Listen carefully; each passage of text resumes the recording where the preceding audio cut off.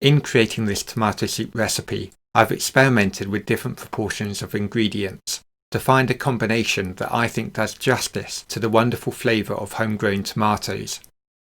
I wanted this soup to be the best it could be, to find a tomato soup recipe that celebrates homegrown tomatoes, that is something to look forward to, rather than simply a way of using up a glut. That said, the recipe will work with shop-bought tomatoes, but in general, tomatoes from a shop are not as sweet. If buying tomatoes, the soup will work best with the sweetest types, and you may want to add a squirt of tomato puree too. I've found that adding a little sugar and cream makes all the difference. The soup may be healthier without, but simply does not taste as good. For a soup without sugar and cream, you may like to see my gazpacho recipe, which is a cold Spanish tomato soup, ideal for hot sunny days. There will be a link below the video. Hello, I'm Liam and this is a short introduction to say this is a recipe from the Home Coffee Shop collection. You can see the full ingredients and all my other recipes on my website. See the link below the video. The recipes are ideal for anyone looking to find enjoyable ways to eat more nutritious food, whether for yourself or your family. I find it much more enjoyable to cook by preparing all the ingredients in advance. Give all the vegetables and the bay leaves a good wash. Chop the shallots into small slices.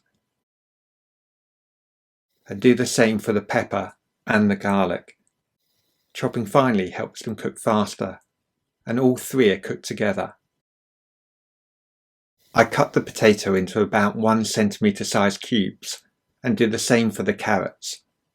For homegrown tomatoes, I like to soak these for a few minutes in a bath of cold water and give them a quick rinse. When done, I cut them coarsely into chunks. In this recipe, I'm using a variety of different coloured tomatoes grown in my polytunnel. For all the ingredients, none of the chopping needs to be done exactly, as the soup is blended and sieved before serving. Start the cooking process by adding the shallots, pepper and garlic to a large saucepan with a lid, together with a generous pour of olive oil. Cook over a medium heat until the ingredients start to sizzle. Give a good stir, and then turn the heat down and cover the pan with a lid. The idea is to slowly cook the ingredients until sweet and soft. The steam retained by the lid helps the cooking process, and helps prevent the ingredients sticking. But I keep an eye on the ingredients and stir every now and then, to ensure that none are stuck to the base of the pan. After 10 to 15 minutes, the mixture will be ready, and it's time to add the other ingredients. Start by pouring in 1 litre of stock. I like to use vegetable stock, then add all the other vegetables. The potato, the carrot, the tomatoes, and not forgetting the bay leaves.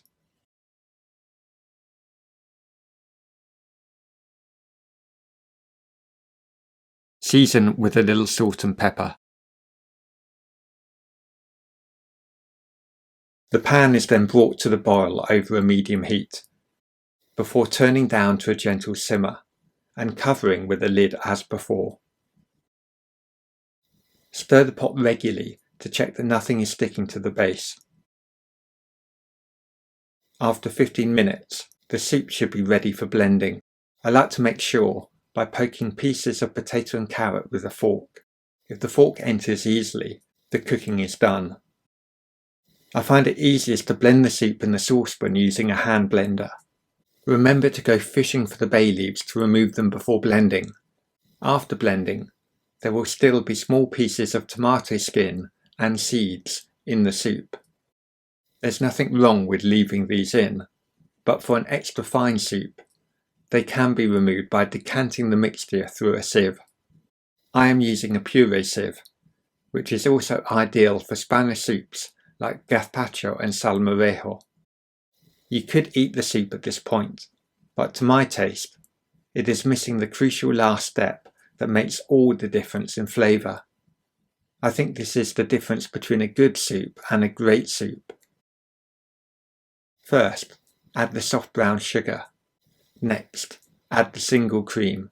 I chose to use a fat-reduced single cream, but any cream will do, even an indulgent double cream.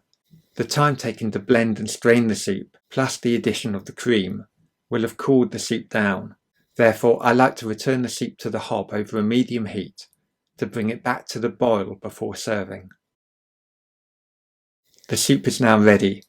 It has a delicious burnt orange colour and a lovely rich texture. Adding a few basil leaves on top as a garnish can make it look extra special. I think the soup is delicious. I hope you like it as much as I do. Enjoy.